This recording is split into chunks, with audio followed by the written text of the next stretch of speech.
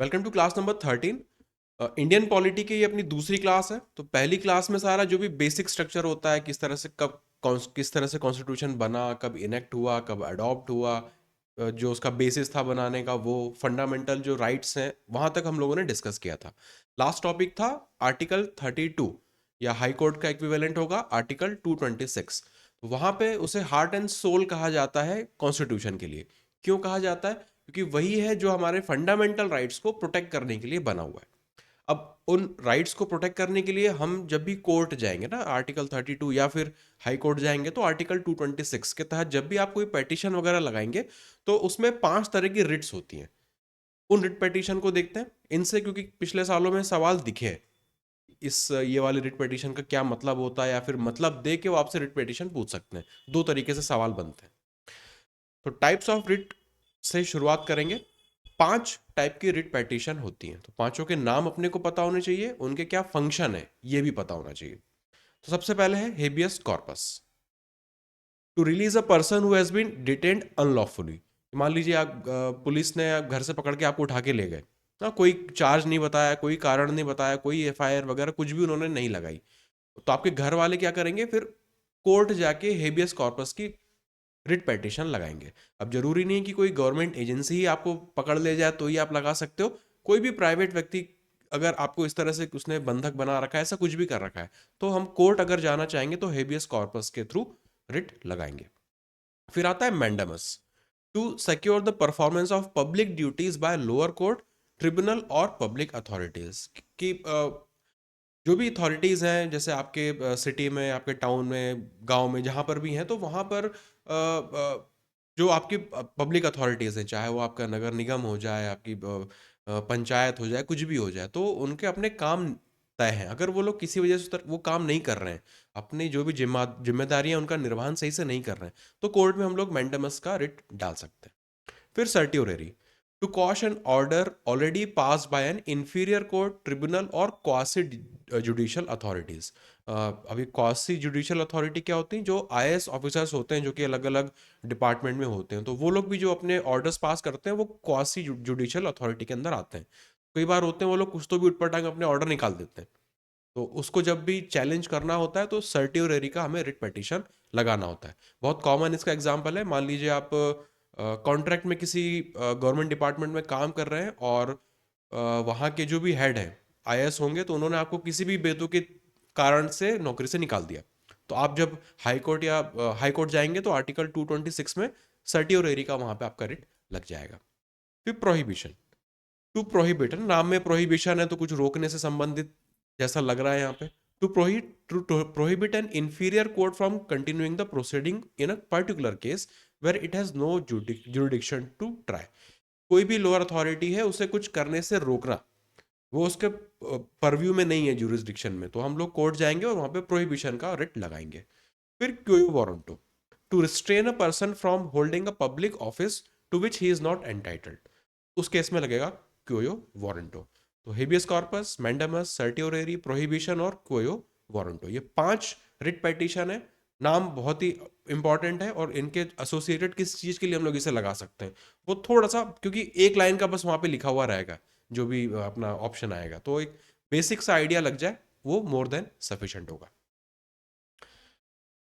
Next आएगा directive principles. तो पहले फंडामेंटल राइट्स को देखा था, अब यहाँ पे है directive principle of state पॉलिटीज policy. अब इन दोनों में फर्क क्या है? जो फंडामेंटल राइट्स होती हैं उसके लिए हम लोग कोर्ट जा सकते हैं, उसके लिए हमारा पूरा हक है कि हम उसे लागू करवा सकें।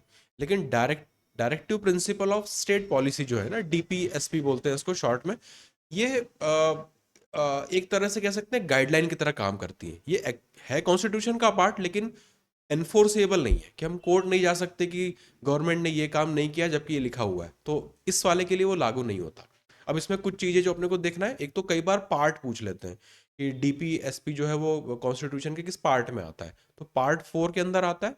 इससे जुड़े जुड़े जो आर्टिकल्स हैं वो 36 से लेके 51 तक है। तो directive principles are broad guiding principles that state का मतलब, अब जब भी पॉलिटी पढ़ो वहां पे स्टेट लिखा हुआ दिखे, तो स्टेट जो है अपना वो राज्य वाला स्टेट नहीं होता, ये एक पूरा जो गवर्निंग जो पूरा टेरिटरी होती है उसको स्टेट बोलेंगे। सिंपली अगर सरल तरीके से बोले तो कंट्री। तो स्टेट को आप कंट्री से इजीली रिप्लेस कर सकते हो। That state shall keep in mind while formulating policies and enacting laws, कि जो भी नियम कानून सरकार बनाए या उसे एनफोर्स करे तो वो इन लाइन होने चाहिए directive principle of state policy के। तो केवल एक गाइडलाइन का ही काम कर सकता है, डेविएट भी होगा तो हम कुछ कर नहीं सकते, पर एक कह सकते हैं कि गाइडलाइन बनेगा कि कोई भी अगर नियम कानून बनाने सरकार को तो वो इसके हिसाब से बना सकती है। These are non justiciable in nature. Non justiciable का मतलब होता है कि कोर्ट में जाके आप इसे एनफोर्स नहीं करा सकते।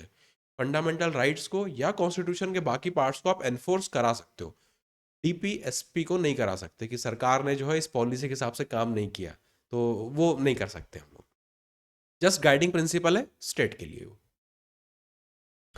फंडामेंटल ड्यूटीज, तो फंडामेंटल राइट तो हो गए कि हम सरकार से क्या क्या कदम ले सकते हैं, कुछ हमारी भी जिम्मेदारियां हैं कि हमें बदले में क्या करना है। अगेन फंडामेंटल ड्यूटीज जो है ये पार्ट 4 के ए वाले पार्ट में आता है, और आर्टिकल गवर्निंग है इसका article 51A। Initially fundamental duties जो है वो कॉन्स्टिट्यूशन के पार्ट नहीं था, तो कॉन्स्टिट्यूशन का पार्ट नहीं था, इसे इंक्लूड कराया गया 42nd अमेंडमेंट से। It was inserted by the 42nd amendment act of 1976, इसी को मिनी कॉन्स्टिट्यूशन भी बोलते हैं। द रिकमेंडेशन ऑफ स्वर्ण सिंह कमेटी, किस कमेटी के रिकमेंडेशन पे, तो स्वर्ण सिंह कमेटी के रिकमेंडेशन से। कहां से इंस्पायर हुआ था, यूएसएसआर से इंस्पायर हुआ था। कॉन्स्टिट्यूशन के कई पार्ट दूसरे देशों से लिए थे, पहली क्लास में देखा था। फंडामेंटल ड्यूटीज आई थी उस समय के रशिया से। अब इनिशियली जो फंडामेंटल ड्यूटीज थी वो 10 थी। इनिशियली मतलब इस 42nd अमेंडमेंट से जो डली थी, पहले से तो थी नहीं। 42nd अमेंडमेंट के बाद 10 फंडामेंटल ड्यूटीज इंक्लूड की गई थी। 11वीं जो फंडामेंटल ड्यूटी थी वो 86th अमेंडमेंट एक्ट 2002 से इंसर्ट की गई थी। किससे रिलेटेड थी ये, एजुकेशन टू हिज चाइल्ड और वार्ड बिटवीन एज 6 to 14। तो जो राइट टू एजुकेशन था उसके पर्सपेक्टिव में एक फंडामेंटल ड्यूटी ऐड की गई। टोटल हो गई अब अपने पास 11।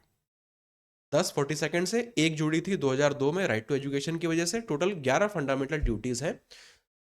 तो एक तो कौन से अमेंडमेंट से जुड़ी थी वो पता होना चाहिए, एक्स्ट्रा जो जुड़ी थी 11वीं वो कौन सी है वो अपने को पता होनी चाहिए।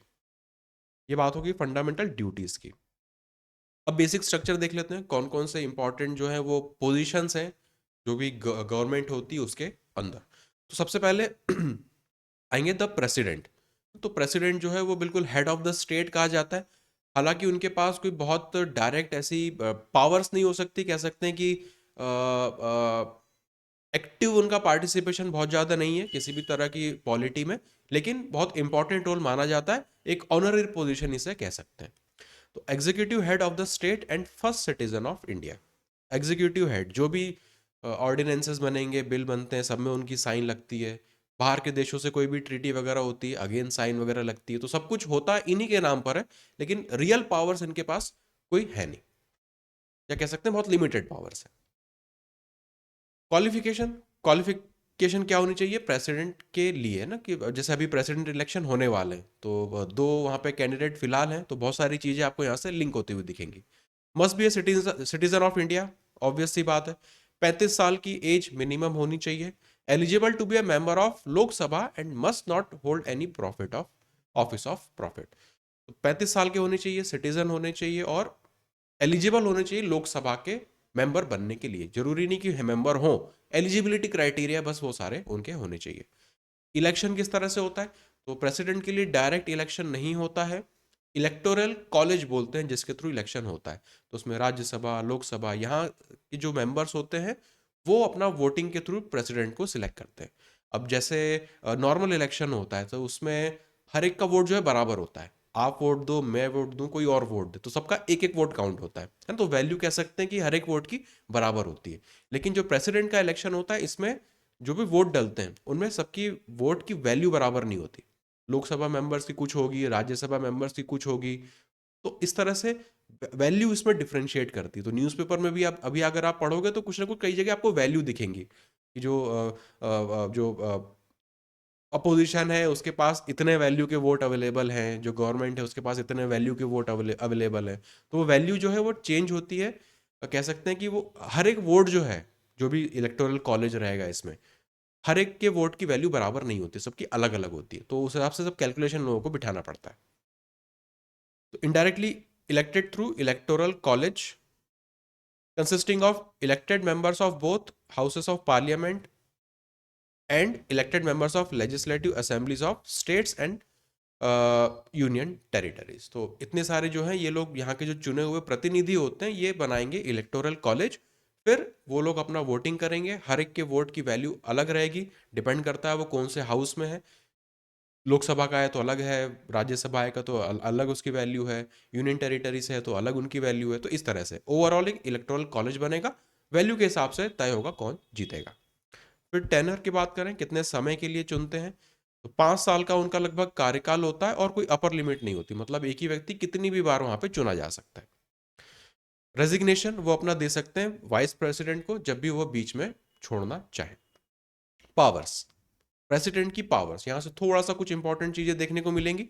एक्चुअल पावर्स होती क्या है उनके पास, power to appoint and remove high authorities like prime minister, other ministers, union minister of union, जजेस हो गए, गवर्नर्स ऑफ स्टेट हो गए, आर्मी चीफ हो गए तीनों सेनाओं के। तो इन सब का जो अपॉइंटमेंट होता है या उनका रिमूवल होता है, उसकी पावर प्रेसिडेंट के पास होती है।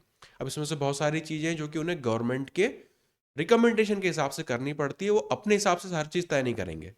प्राइम मिनिस्टर कौन बनेगा ये प्रेसिडेंट तय नहीं करेंगे, वो तो जो आपका हाउसेस रहेंगे, जो लोकसभा है वहां से तय होगा, लेकिन जो फाइनल कैंडिडेट अप्रूव होके जाएगा उसे उन्हें अपॉइंट कर देना है, या रेजिग्नेशन जब भी लेंगे तो वो ले सकते हैं। दूसरा, जो कैबिनेट मिनिस्टर्स होते हैं सब लोग इंडिविजुअली रिस्पॉन्सिबल होते हैं प्रेसिडेंट को, तो ऑब्वियस सी बात है हेड ऑफ द स्टेट है वो। फिर nominates 12 members of the Rajya Sabha, Rajya Sabha में 12 मेंबर वो अपने कह सकते हैं उनके पास पावर है नॉमिनेट करने का, और 2 मेंबर लोकसभा में वो नॉमिनेट कर सकते हैं। और पावर्स देखें उनकी, तो declares war and concludes peace subject to the approval of the parliament. जब भी अगर किसी देश से अगर वॉर पे जाना है या फिर कोई ट्रीटी वगैरह साइन होनी है, कुछ भी ऐसा कुछ है, तो हमेशा पार्लियामेंट के रिकमेंडेशन पे वो काम करेंगे। दूसरा, under article 72 the president has the power to grant pardons. अब ये वाला इंपॉर्टेंट हो गया क्योंकि यही एक बहुत खास पावर मानी जाएगी जो कि एक्सक्लूसिव है प्रेसिडेंट के लिए। तो वो है आर्टिकल 72 के अंदर कि उनको पावर होती है कि कई तरह की जो भी कोर्ट के थ्रू सजा मिलती है लोगों को, जैसे आप देखोगे जितने भी पुराने तमाम सारे केस चल रहे हैं, चाहे जैसे कि राजीव गांधी जी के जो हत्यारे थे, है ना, उनका केस भी है, तो उनको कोर्ट से मिला है कि आपको जो है डेथ का उनको सेंटेंस मिला है, लेकिन उन्होंने पिटीशन डाल रखी है प्रेसिडेंट के पास माफी के लिए। तो पार्डन कर देना, माफी देना, ये प्रेसिडेंट का एक्सक्लूसिव राइट है। ग्रांट पार्डन्स, रिप्राइव, या फिर जैसे कि मान लो किसी को डेथ सेंटेंस की सजा मिली तो उसको कम करके हो सकता है कि वो लाइफ सेंटेंस में कन्वर्ट कर दें, तो सजा को वो कम भी कर सकते हैं। Remission of punishment, suspend, remit और commute the sentence of any person convicted of death sentence. तो बहुत खास पावर है उनकी, इससे जुड़ी हुई है। Under article 123 president can promulgate ordinances when the parliament is not in session. तो यही एक मात्र एक वो हो सकता है कि जब प्रेसिडेंट अपने हिसाब से कोई ऑर्डिनेंस वगैरह पास कर ले, कब, जब पार्लियामेंट सेशन में नहीं है। लेकिन एक चीज और होती है कि जब अगला पार्लियामेंट सेशन में आएगा तो उसको फिर इस चीज को अप्रूव करना पड़ेगा। मनमाने तरीके से वो कुछ भी नहीं कर पाएंगे कि पार्लियामेंट सेशन में नहीं तो अपने हिसाब से मैं कुछ भी कर दूं, नहीं, कर दिया तो बाद में जो पार्लियामेंट बैठेगी उसको उसको फिर अप्रूव भी करना है, इस तरह से। तो अल्टीमेट देखें तो जो पावर है एक्चुअल वो पार्लियामेंट के पास है, प्रेसिडेंट एक नॉमिनी की तरह यहाँ पे काम कर रहे होते हैं। फिर प्रेसिडेंट हैज वीटो पावर कि संसद से कोई बिल पास हुआ तो वो उसमें अलग अलग तरह के वीटो होते हैं, उसको वो रोक सकते हैं, उस पर अपने कमेंट दे सकते हैं, उसको वापस भेज सकते हैं या उसको डिले कर सकते हैं। तो तमाम तरह के उनके पास वीटो पावर भी होते हैं बिल से संबंधित, क्योंकि हर बिल पे प्रेसिडेंट का साइन होना जरूरी होता है, उनका अप्रूवल वहां पे जरूरी होता है। इमरजेंसी प्रोविजन बहुत खास, 3 तरह के इमरजेंसी प्रोविजंस हैं। एक तो आर्टिकल 252, 356, 360। याद कैसे रखते हैं, इनमें 4 4 का गैप आता है। 352, 356 और 360। 352 में नेशनल इमरजेंसी जब भी डिक्लेयर होगी तो आर्टिकल 352 से होती है। प्रेसिडेंट रूल कई बार स्टेट्स में लगता है तो वो आर्टिकल 356 के तहत लगता है, और जो फाइनेंशियल इमरजेंसी होती है वो आर्टिकल 360 के तहत लगती है। तो तीनों के एक तो आर्टिकल इंपॉर्टेंट है, कौन किसके लिए लगता है वो इंपॉर्टेंट है। ये थे अपने इमरजेंसी प्रोविजन है ना। याद रखने का तरीका है कि 4-4 के गैप पे ये आते हैं। 352 से स्टार्ट करना है। Vice president, next vice president की बात करें तो article 63 of the constitution stipulates a vice president of India. तो आर्टिकल 63 के तहत वाइस प्रेसिडेंट के जो भी उसमें चीजें हैं वो सब कुछ यहाँ पे गवर्न होती हैं। He is elected by both houses of parliament. Again इनके लिए भी जो इलेक्टोरल सिस्टम है इलेक्शन का, वही यहाँ पर इनके लिए भी एप्लीकेबल होता है। Vice president is the ex officio chairman of the council of states. Rajya Sabha के वो चेयरमैन होते हैं एज पर आर्टिकल 64। तो 63 और 64 ये दो एक्सक्लूसिव आर्टिकल्स हैं वाइस प्रेसिडेंट से संबंधित। नेक्स्ट है council of ministers. Council of ministers, तो मिनिस्टर्स क्या है क्यों है वो तो सबको पता है। अब इनसे जुड़ी जो इंपॉर्टेंट रूल्स हैं या आर्टिकल्स हैं, क्या खास चीजें हैं उसको देख लेते हैं। आर्टिकल 74 के हिसाब से council of ministers with the prime minister at its head to aid and advise the president. Real powers in ministers के पास होती है, तो पर जो भी अल्टीमेट किसके नाम पर सारी चीजें हो रही होती हैं वो प्रेसिडेंट के नाम पे हो रही होती है। तो कहने को ये है कि प्रेसिडेंट जो है वो काउंसिल ऑफ जो अपने मिनिस्टर्स हैं उनके हिसाब से वो यहाँ पे काम कर रहे होते हैं। अपने मर्जी से कुछ भी डिसीजन नहीं ले सकते हैं। इंडिया के हिसाब से जैसे आप देखो यूएस में तो वहाँ पे प्रेसिडेंट का बहुत बोलबाला रहता है ना। वहाँ का जो कॉन्स्टिट्यूशन है या यहाँ वहाँ की जो पॉलिटी है वो प्रेसिडेंट ओरिएंटेड है। वहाँ पे प्रेसिडेंट के पास एक्चुअल पावर्स होती हैं, अपने ऐसा नहीं है। फिर it is composed of all the union ministers. तो उसमें प्राइम मिनिस्टर होंगे, कैबिनेट मिनिस्टर होंगे, मिनिस्टर ऑफ स्टेट्स होंगे और डेप्यूटी मिनिस्टर्स होंगे। तो ये सारे के सारे आएंगे काउंसिल ऑफ मिनिस्टर्स के अंदर। The other ministers shall be appointed by the president on the advice of prime minister under article 75। तो आपने देखा होगा, अभी भी आप देखोगे कि किसी स्टेट में जब चीफ मिनिस्टर को की ओथ हो जाती है उसके बाद उनके एडवाइस पर बाकी मिनिस्टर्स को जो है वहां पे ओथ दिलाई जाती है। तो सेम चीज सेंटर पे भी होगा कि पहले प्राइम मिनिस्टर जो है वो अपॉइंट हो जाएंगे, फिर प्राइम मिनिस्टर की एडवाइस पे बाकी सारे मिनिस्टर्स को वो प्रेसिडेंट जो है वो अपॉइंट करेंगे।